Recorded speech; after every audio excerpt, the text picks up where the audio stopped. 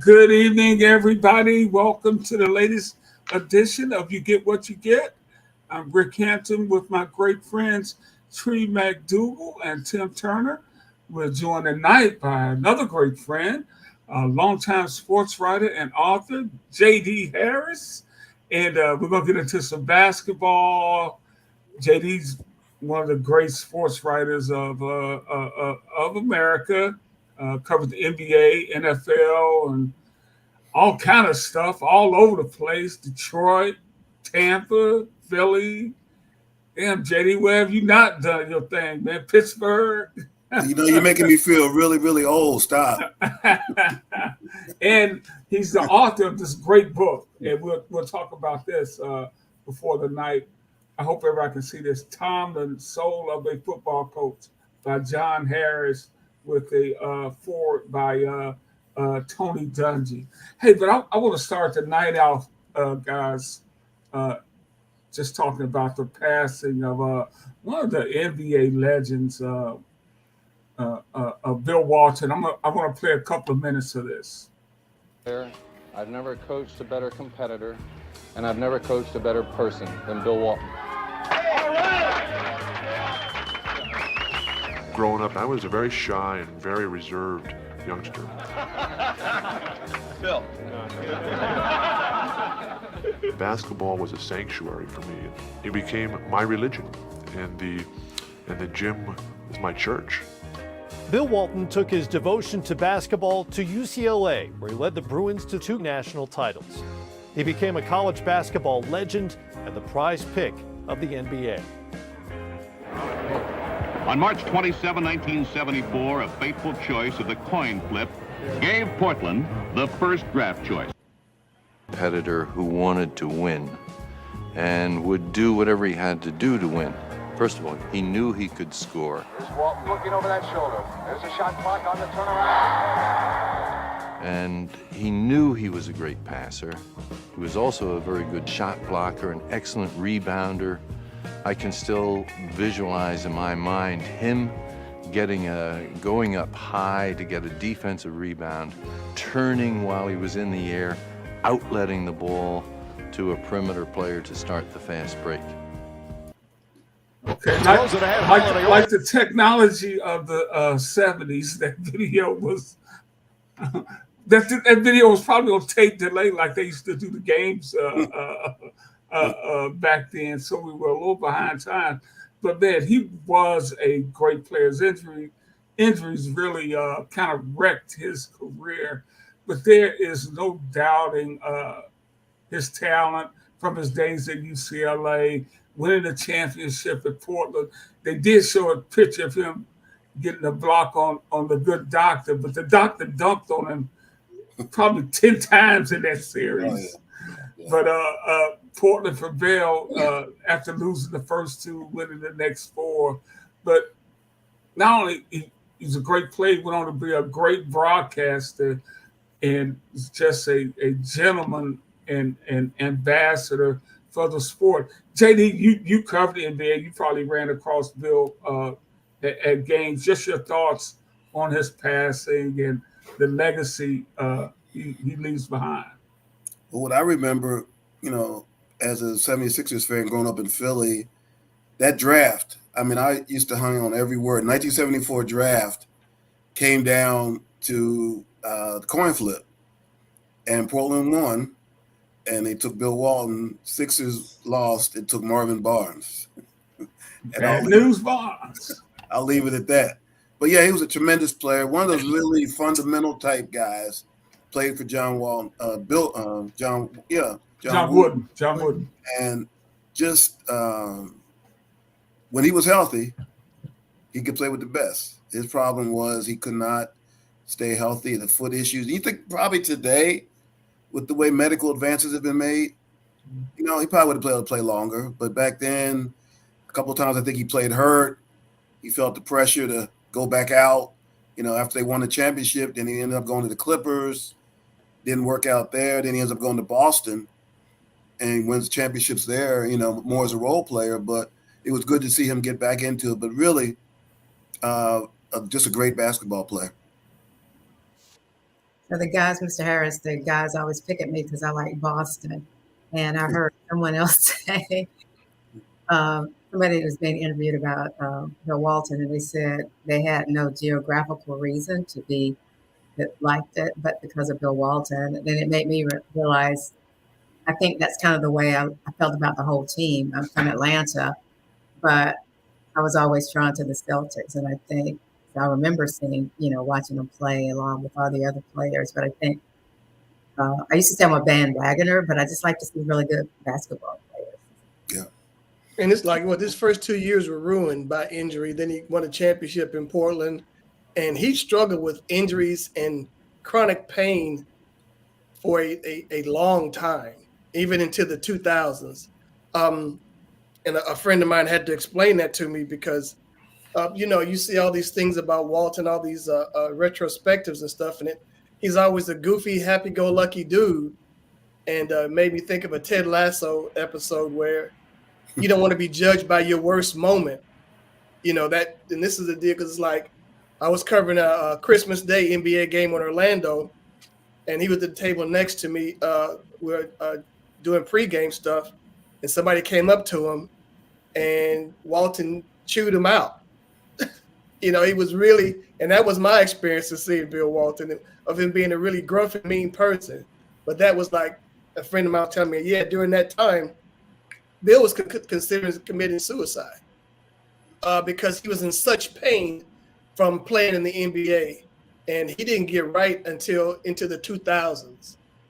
Finally finding medical means to alleviate himself, and they were like, they said for a couple of years he was rather surly, but everything you've seen from him, I mean, the guy was on the forefront of the civil rights movement, on the forefront of the Vietnam War movement. He got arrested while he was at UCLA doing anti-war protests, and an all-around good dude from the people who otherwise had really great experiences with him.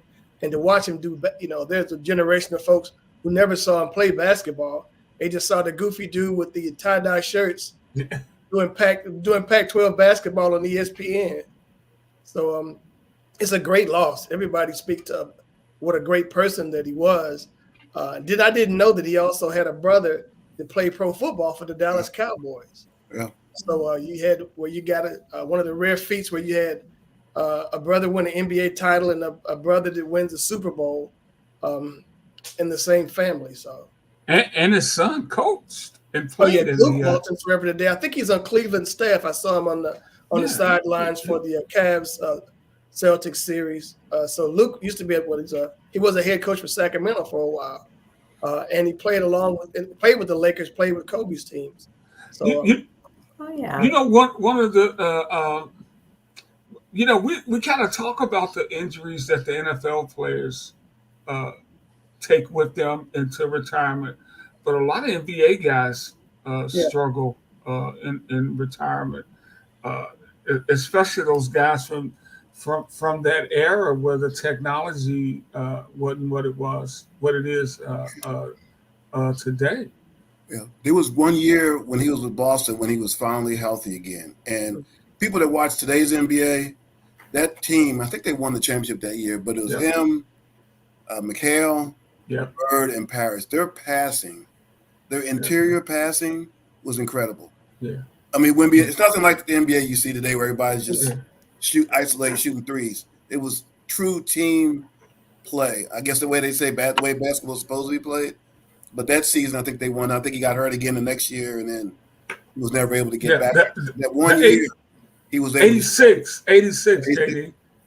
Well, I think it's pretty close with what Dallas does because they have two weapons, and they open guys. They have guys like Washington who hit some baskets up there, or Hardaway Jr. Any the other cats will come out there, and because they have to respect Luka and Kyrie so much. They pass the ball around. Luka's a great passer for a big guy. The same with Doncic for not Doncic, but Joker over in Denver. I mean, these huge guys who really know the game and always find the right guy, and it's that's been a big deal. The new NBA now. And And going back to what JD said with that Celtic team, that whole front line went to the Hall of Fame, man. Yeah.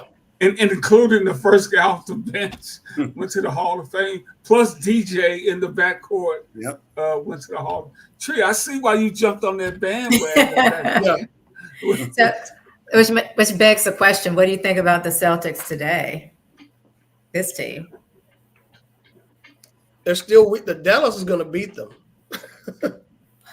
Dallas will beat them in the championship series. But I just think it's amazing. This is their 23rd trip to the finals. 23. Can I get one in Atlanta?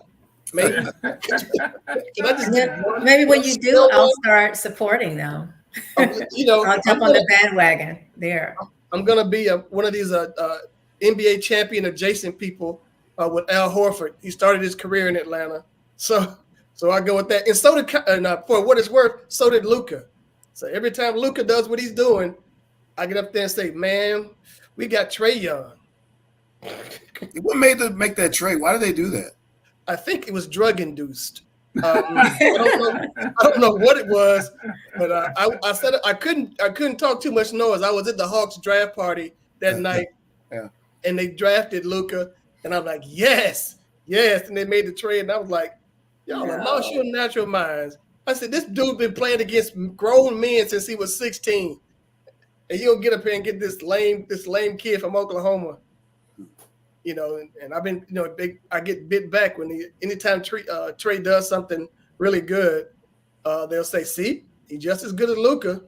Luka came in here one Saturday before the new year, scored 70 on the Hawks.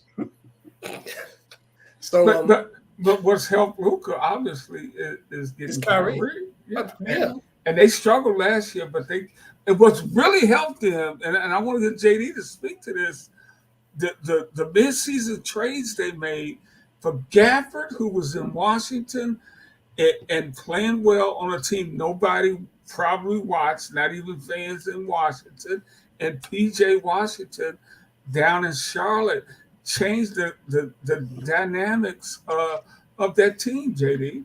It kind of reminds me of what Denver did last year with Aaron Gordon, who in Atlanta everybody knew him as a slam dunk guy, but he showed parts of his game that, no one ever really knew that he had. He fit in perfectly with what they were doing, which kind of goes with what you're saying, their midseason pickups at Dallas. That's the thing about chemistry. Sometimes people go for the big names. With the Lakers every year, what superstar are they going to bring in next? But it's not always about that. Get guys, because the Lakers have traded away. If you look at the guys they've traded away in the last few years, there's a lot of good players that they got rid of. For whatever reason, weren't there, if they had maybe had a chance to develop, what have you. But it's all about chemistry. You're going to have your superstars. You got to have the other players that will complement those stars. And in turn, you can kind of maybe show parts of their game that we never really knew or just had been hidden and with other teams. And Dallas, you got hats off to them with those moves that they made. I mean, they wouldn't be here right now probably without those moves. Yeah. Hey, JD, what is your perspective on today's NBA game from the time you covered it? What do you like about it? What do you don't like about it? I hate it, but I really enjoyed the playoffs. Because I've really been, for the last couple of years, I really haven't been watching it. But I must admit, this year's playoffs have been very, very, very interesting to me. Very good, very competitive. But the way the game is played is just totally different. So I guess I've just had to adjust my mindset to that. It's not going to be the way I remember it, and to look for the good. I mean, there's great talent out there now, great players. They just play a different way, a different style. And it's fun to watch Anthony Edwards now, these young guys now developing right before our eyes. The next generation of stars. We've seen a lot of them in the playoffs this year. So that I enjoy that part. But that has been refreshing. The game itself, it's just taking me a long time to adapt to it, I guess. I was thinking that we always look for the next, are we always excited about the next generation? Or do we also hate to see the ones that are playing, retire and leave? So what's your thought on that? Have we always thought about, we're looking forward to the next generation? I guess it kind of hits you when you realize it's just kind of like LeBron. Now you're seeing his son, and it makes you think about age in general. He said, this guy's been playing 20 years. So I think when it gets to that point, you start to think about it a little bit. Wow, the eras, the players that he's gone up against through those years, and it makes you think about it that way, I think. But as far as, I just like to see good basketball. I know, right? And a lot of times I don't see it. But the playoffs, like I said, the playoffs have been very, very, very good. Very, at least in the West. I don't know about the East, but the Western Conference playoffs have been very, very good. Well, Anthony Edwards had to shut down some talk. We're talking about the next generation. Before the series started, somebody compared him to Michael Jordan, and he was like, "Yeah, no, let's not do that." So, because Grant Hill was supposed to be the next Michael Jordan, right? Whole list of Howard Minor. Well, Minor, that's Jordan. Baby Jordan. All these guys, who's had their careers ruined by people sticking a stupid moniker like that on them. And then when Edwards had the dunk that he had the other night, it's going to resurface because it looks like something that MJ would do. I've heard that too, but I've also heard that he plays defense. I get like Jordan used to play. Oh, he does, and that's the deal. He's a two-way player, and a lot of these guys they're just shooters, or they're just they're super one-dimensional. They can't do anything else. They can't guard anybody, and Edwards does. You're right, Tree, on that. Edwards is an outstanding defender. I just wish he had some help because Cat. What is that? In TNT, people started calling him Bad Kitty because he's been stinking it up so much in the playoffs.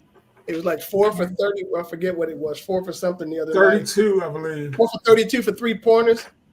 And and he always, shooters like to shoot. And he says he puts up like 1,500 shots every day, which was disputed with just by plain math by Kenny Smith, saying that's an impossibility for him to do that. It takes like 45 minutes to put up 300 shots. So he's saying, yeah, he's lying. But you always think that next one's going to fall. So we're going to see tonight. The next one's going to fall, right? Well, that's what he hopes. That's what he hopes is shooters shoot. Shooters shoot. Hey, JD, just give us your thoughts overall on the playoffs. I think you're right about the West. I mean, you look at Dallas as a number 5 seed, and that whole conference, there were teams capable of winning that thing. OKC was a number 1 seed, but wasn't nobody scared of them going into this thing. That's the one thing about the NBA playoffs that I do like. They don't let you just slide in. You don't go from not making the playoffs a year ago like OKC to winning the championship. It doesn't work like that. You look at all the great teams, back in the day, Pistons, what they had to go through. You had to go through adversity. You had to lose, what the game 7 with the call on Lambert on Kareem. You had to experience that pain.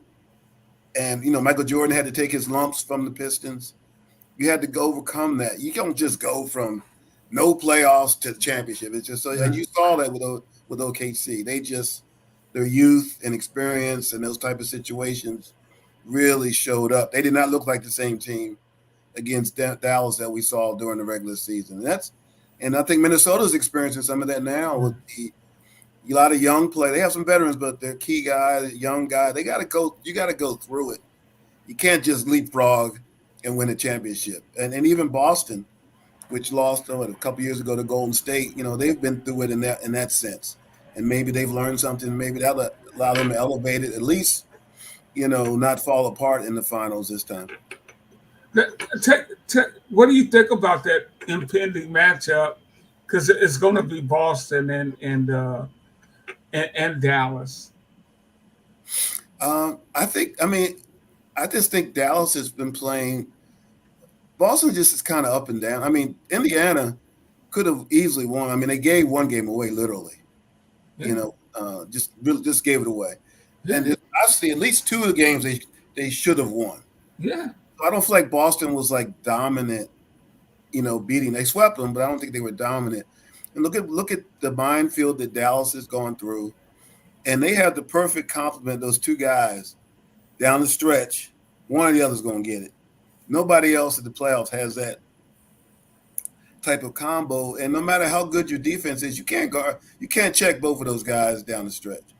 And that to me gives them the edge. I mean, I know Boston has Tatum and Brown, but they don't seem to work the same way.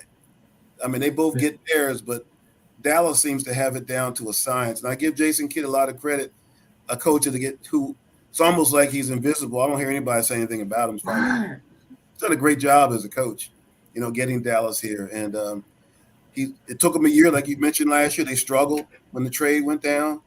But look at them now. I mean, they've learned each other's ways, and I mean, they're a perfect complement. Now, you talked about that chemistry earlier, and I think that's what we're seeing. Yeah, Kyrie's not getting mad because Luka's firing up all the shots, and Luka's learned to accept letting Kyrie get his. I mean, I don't know if Luka was always like that. It took him a minute. Right. Yeah. Hey, JD, you mentioned the job Jason Kidd is doing, and talk about the issue of black coaches in the NBA now. I mean, J.B. Bickerstaff was just fired in Cleveland. Yeah. They won 49, 50 games. He was in the playoffs without his best center, big man Jared Allen. Donovan Mitchell might have played 2 of the 3 games. I think he missed 3 games in that series. Yeah. And he's gone. I know. And Mike Brown is having a hard time getting a deal out in Sacramento. I mean, I thought we were past that issue in the NBA. But when I talk to some of the old heads, they say, no, it is still there in terms of black coaches getting opportunities. Well, I guess I got to dig into my history book here, but if Dallas wins, you're going to have two black coaches in the finals? When was the last time that happened? Yeah. McDougal and Jason Kidd, right? Yeah. I remember Golden State and Washington, KC Jones, 74, 75 battles. But I'm trying to remember. Has there been another? I've been trying to think. I haven't gone through it probably the way I should have. But has there been another matchup like that? How long ago was that? Yeah, that's 75. That's the 70s. I mean, that's Back in the day. Back in the day. For real. But is it not so much the opportunities in Cleveland that it is? It's something, I don't know what it is, but I'm thinking Donovan Mitchell had something to do with that. Yeah. It's not about having that opportunity. I think he was like, I can't play for him. I think it's one of those deals. I don't know this. This is just speculation because he didn't play the last couple of games of that series, right? He was hurt, right? Yeah, right. Like if you really, I'm thinking if you're really invested in something, you're playing. You're gonna get out there. Yeah, and from what I understand, that there was no risk of further injury. But these guys are gonna protect their careers, or maybe there's something. It's different now. Yeah. Well, it's one thing Magic Johnson getting Paul Westhead fired, but we got players that ain't never won nothing. Getting coaches fired. Okay, it won nothing. You need to have a couple, these spurs up on the wall or something, right? Before you can. So the league has just deteriorated into that, right? The guy that averages 22 a game, he don't like the coach, so the coach gets fired. I mean, even Darvin Ham, I think was. People say he couldn't coach well, whatever. I just think there's a hard time getting some of those big name players to play at the other end of the court when you needed them to. True. Is that his fault? I mean, I can tell you, I watched the Denver series and I watched the Minnesota series against Denver. Now, the way Minnesota guarded Denver and Jamal Murray and the way LA guarded them, those 2 different things. Jamal Murray just ran all over the court there, right? So is that coaching or is that players not making that defensive commitment? I saw LeBron stand under the basket a lot when Minnesota scoring, looking at his teammates. So how does a coach? How do you get him to do that? And if he doesn't like you, if you don't think it, how do you win that? How do you win that battle? And what coach come in here? What coach is going to come in there and make a difference? I mean, really? And think about JD last year, they were a 9 seed. Yeah. Anthony Davis was hurt most of the year, and they made it all the way to the conference finals. Yeah. And played Denver tough. They got swept, but it was similar to this Indiana series. They were in every game. Yeah. So now, what we're talking about here is heart. Players with heart and those who don't. And I think John, now aren't you an analytics guy? Yeah. Okay, so what's the coefficient on the heart aspect of things? Tendex doesn't.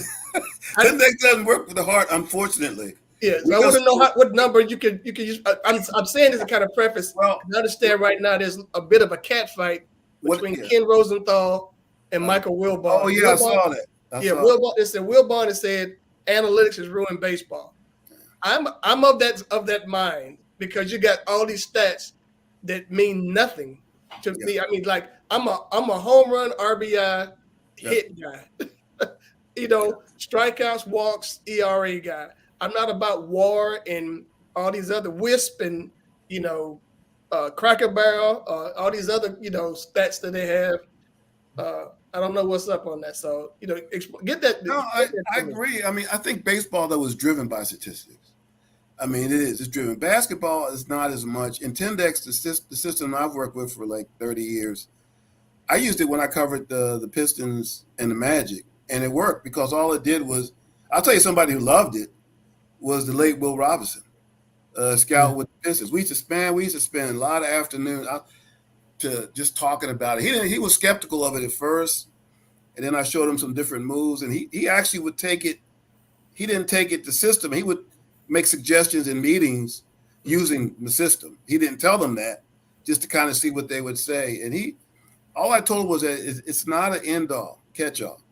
You don't use these numbers and say, okay, this is it. You use the numbers. They say you want to draft a player, and this player has a really high Tendex rating. Okay, you take that rating. Then you look at his position. Well, maybe in college he plays center. He's a 6'7" center. So obviously he's not going to be able to play center in the NBA. Okay, so you say, okay, can he translate those skills to playing a 3 or even a 2 now? Tendex puts the numbers out and tells you this guy has numbers that indicate he can play at the next level, NBA level, and it has a history of 30 years. I could go through dozens of ratings, but you would be amazed at some of the ratings these players had coming out of college. How many of them actually went on to be successful? It misses like everybody else. The scouts miss all the time. But what it gives me is a really good indication. I already have a pretty good feel for the draft other than the international players. Some of these guys that are really good, they're underrated. I need some help, man. We got number one. Huh? I need some help. I don't have a rating for the guy who you're talking about, the big man. That star guy from France. That's what I'm saying. It's like, dang. I'll tell you this. The Tendex rating on Bronny James is not good. In fact, it's one of the lowest ratings I've ever seen for a college player.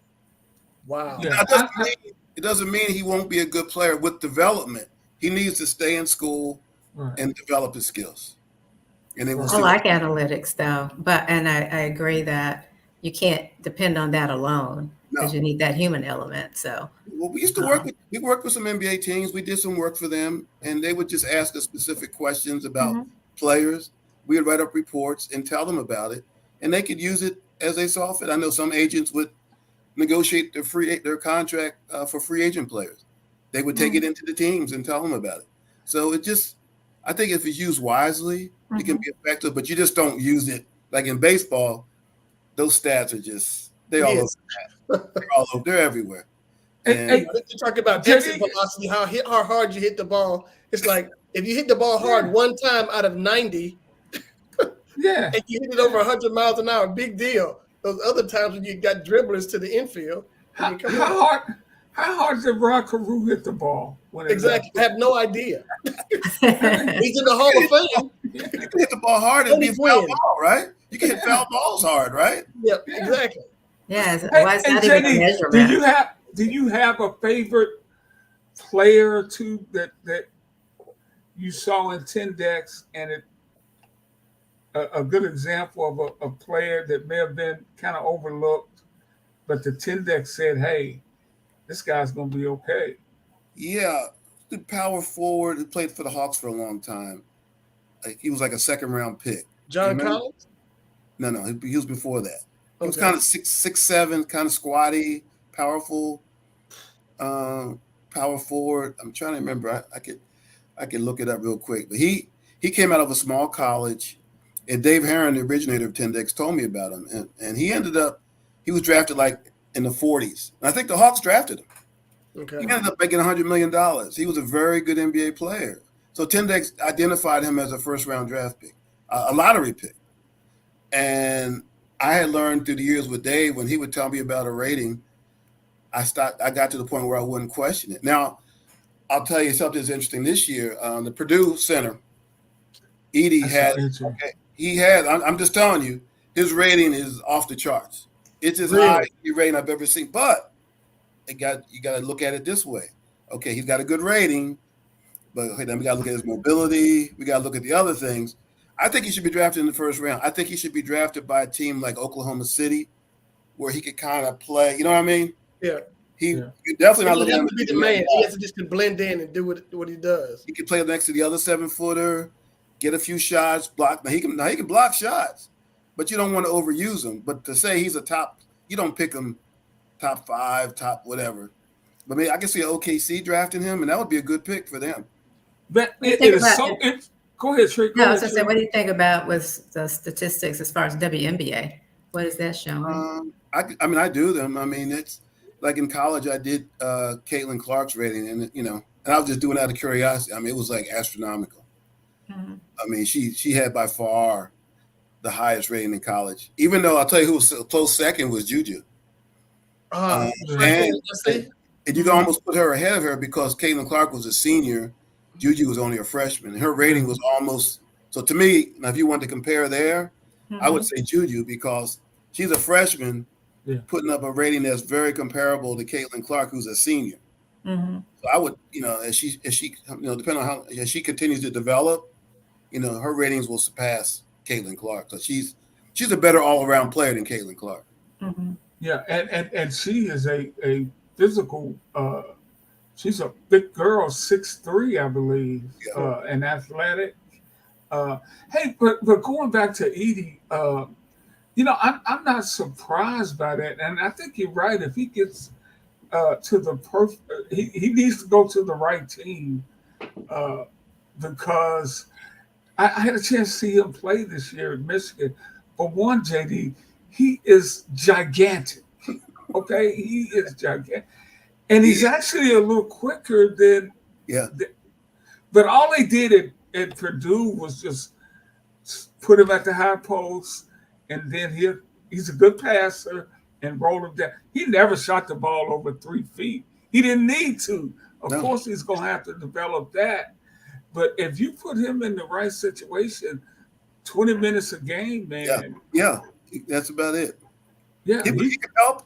He could help because he is a legitimate intimidation threat. And he is very competitive too. And they said at the combine, whatever, he was shooting in his 3-point drills. He was shooting 3, so he has that range. I mean, the problem is what those teams will do is the opposing center will take him out from under the basket. Yeah. Right. Now the question is, okay, what's he going to do out there? The guy's going to just drive by him. So a coach would have to be smart in how he utilized him because his strengths could very easily become weaknesses. Hey, tell me this, guys. Don't you think Painter, the coach at Purdue, knowing this kid's going to try to go to the draft, they were blowing teams out all year. Yeah. Seems like he would, hey, look, we're going to run a few things and put you out here and let you shoot some jumpers just so NBA teams can see you. You would have liked to think that. I mean, should have done it. I think he should have done that. People out, especially when they're blowing people. Because I think he only took 2 or 3 threes the whole year. Right. I agree. I agree with that.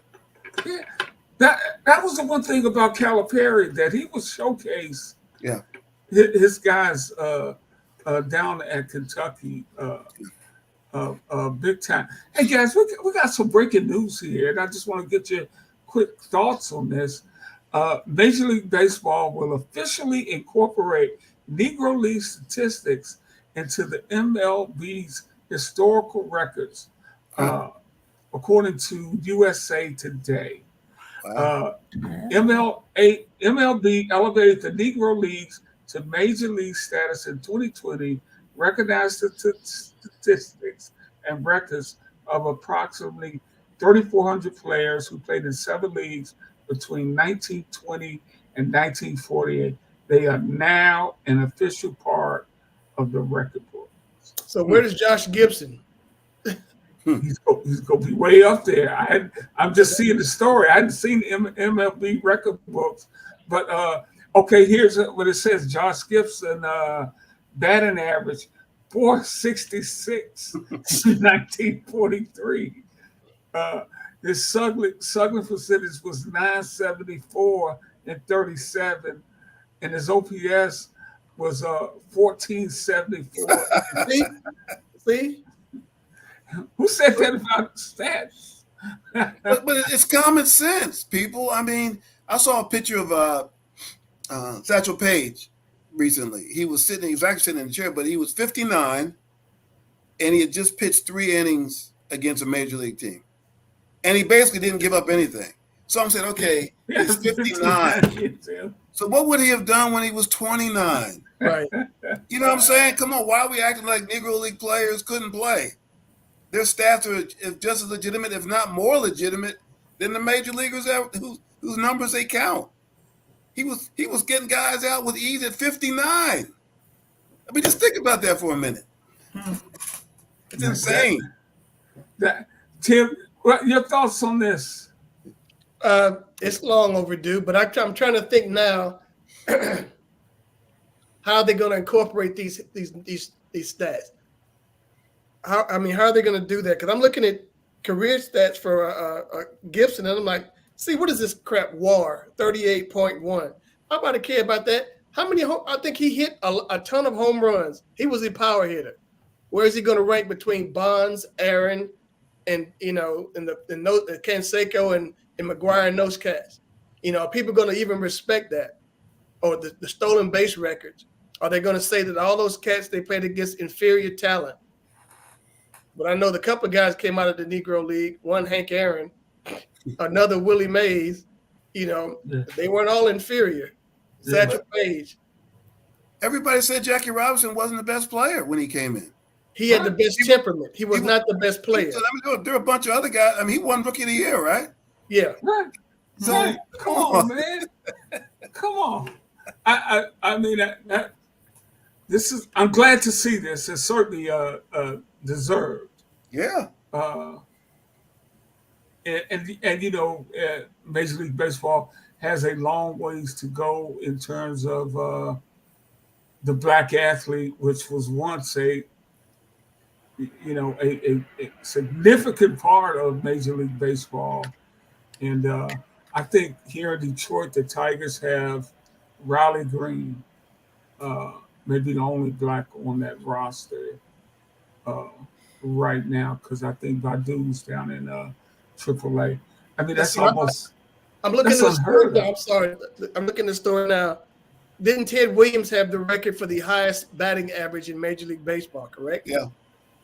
It now belongs to Josh Gibson. Yeah, Ted Williams is 407, right? Are people going to respect that? Is that going to be respected? Probably not. Okay. No. But when you look in the book, it's gonna say Josh Gibson. So hey, we'll take it. Y'all stole our record. Yeah, we'll take it. Hey, JD, before we get you out of here, man, the book, Tomlin, we had you on right before the book dropped. Give us an update on it, and just what's been going on with Tomlin, and you can get this book damn near anywhere. Yeah, I think that, I mean, thanks for putting it out there. I think that when I first went into it, I just kind of saw it, see what's going to happen this season. But the thing I've learned is that the book's it's almost going to be timeless. Now I'm looking at going in the next season. There's a lot of excitement in Pittsburgh now. They have 2 new quarterbacks, 2 black quarterbacks. Yeah.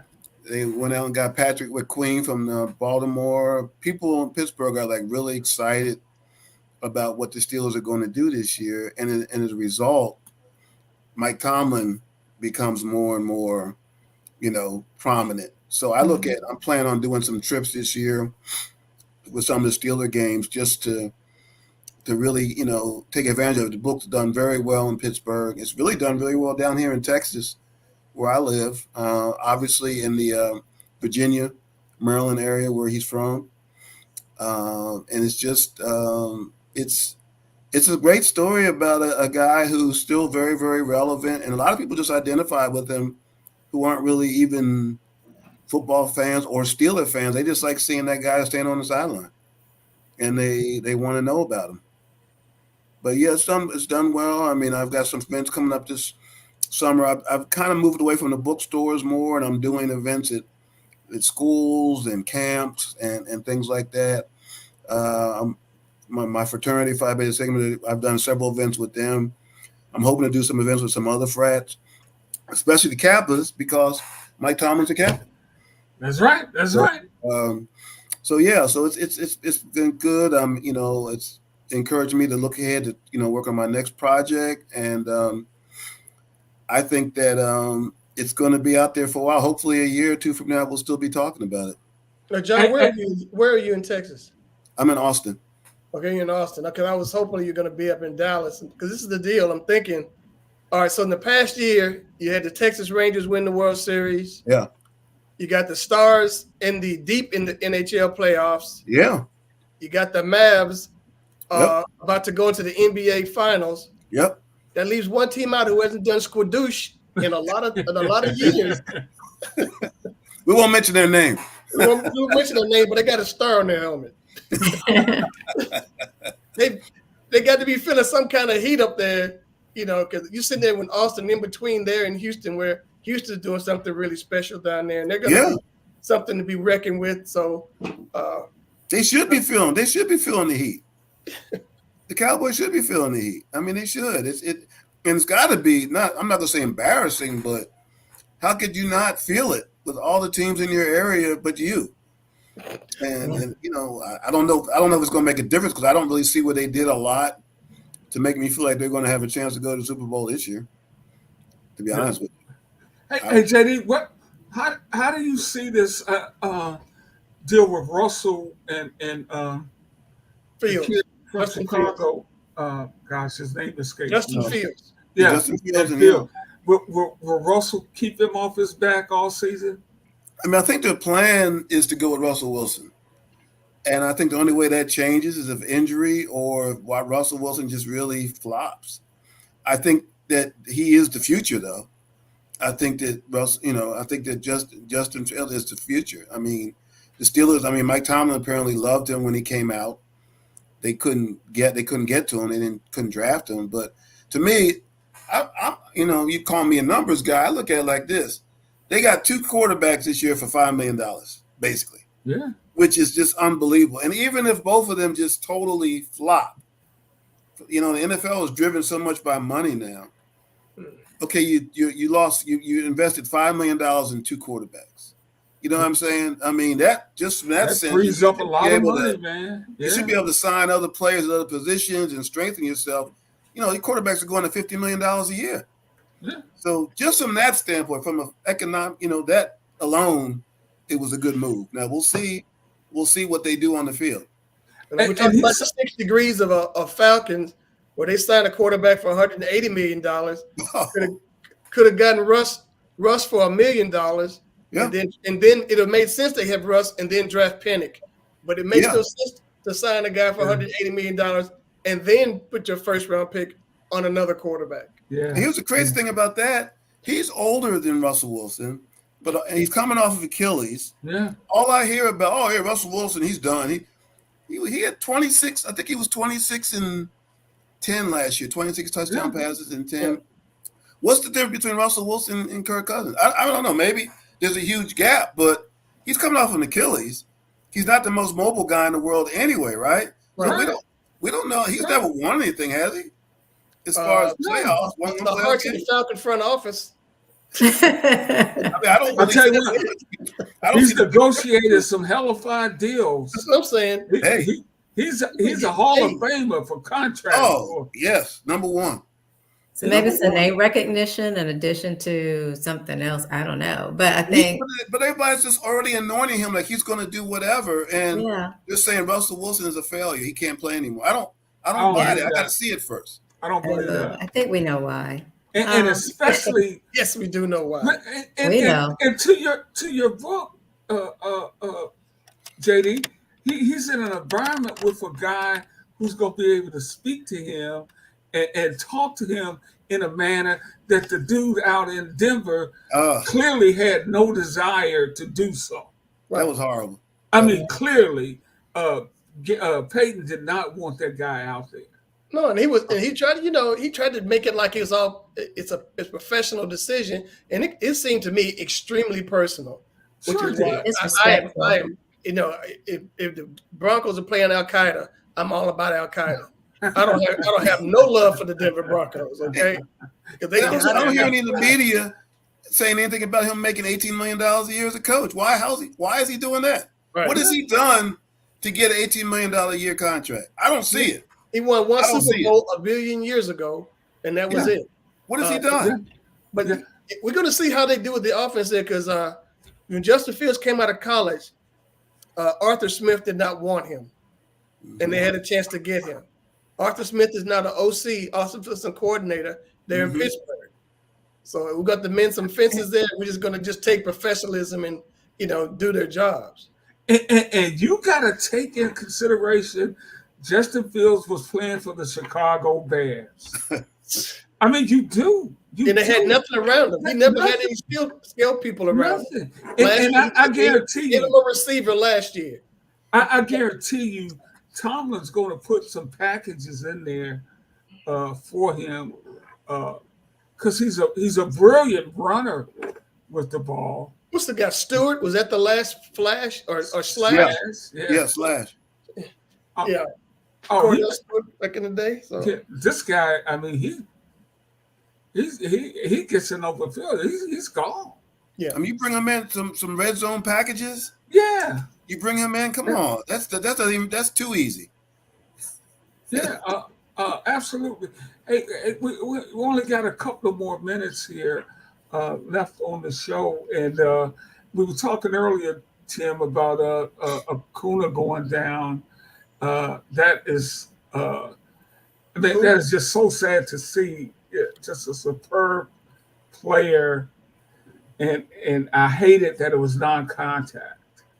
Yeah. You see him breaking to like he was trying to steal a base, and then he crumples to the ground. Yeah. And anytime you see anybody just fall down when nobody's around them, it's either Achilles or a knee. Those are the type things there. And people were saying that during the game, it says, well, right now they're just saying that it is a left knee soreness, and you're hoping that was the extent of it.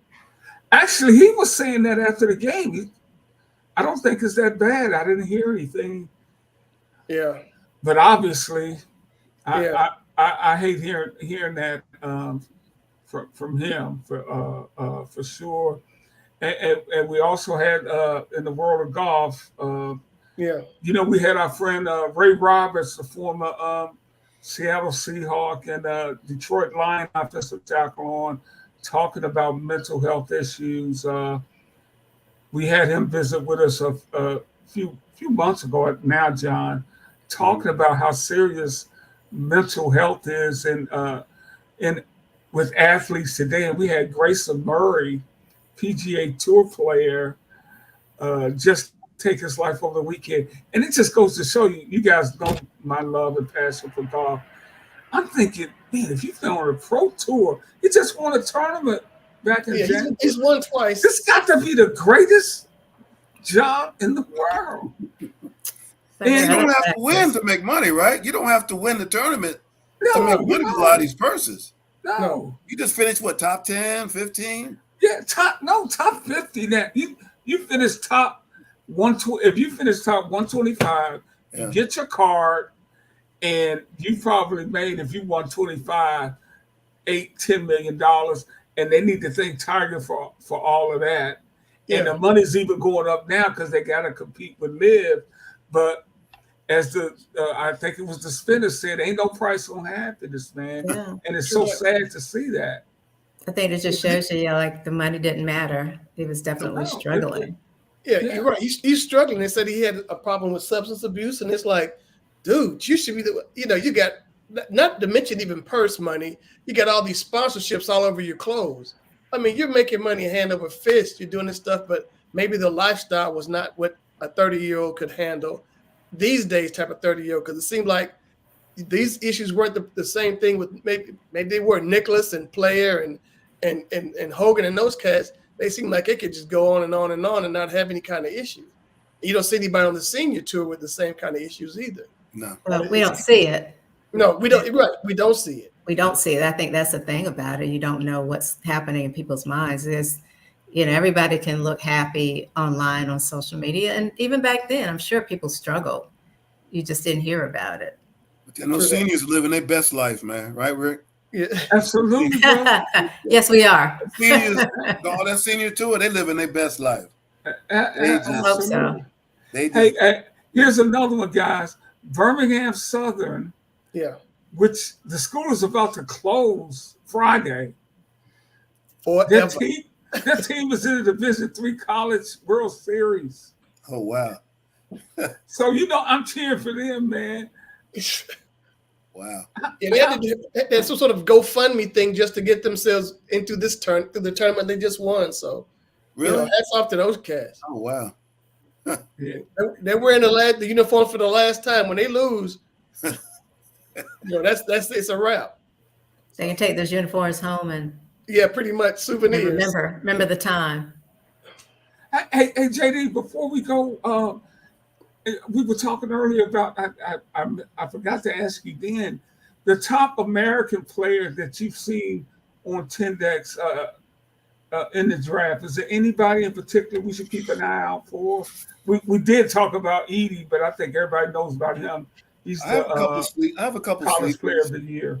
Couple sleepers. I followed him in the tournament. Just going off of his rating. I mean, he's considered an undersized guard. KJ Simpson from Colorado's got an incredibly high rating. But I think so. They're saying he's too small. But to me, with this kind of rating, he can play. Just got to find the right role for him. How big is he? Because I'm thinking Steph looks kind of small too. Yeah, 6'2", 6'3". There we go. Yeah, but I think he can play the point if he has to. But I think he's more of a two. There's a guy out of Creighton, Baylor Schuerman. He's got a really high rating. Again, you have to take into account now how that rating fits into athleticism, the role, and all those things. But these are just names that just kind of jumped out. Because the one thing about Tendex is it tells you who the very best players are, because you can look at a list of 100 players and like 5 may have ratings that just like, wow.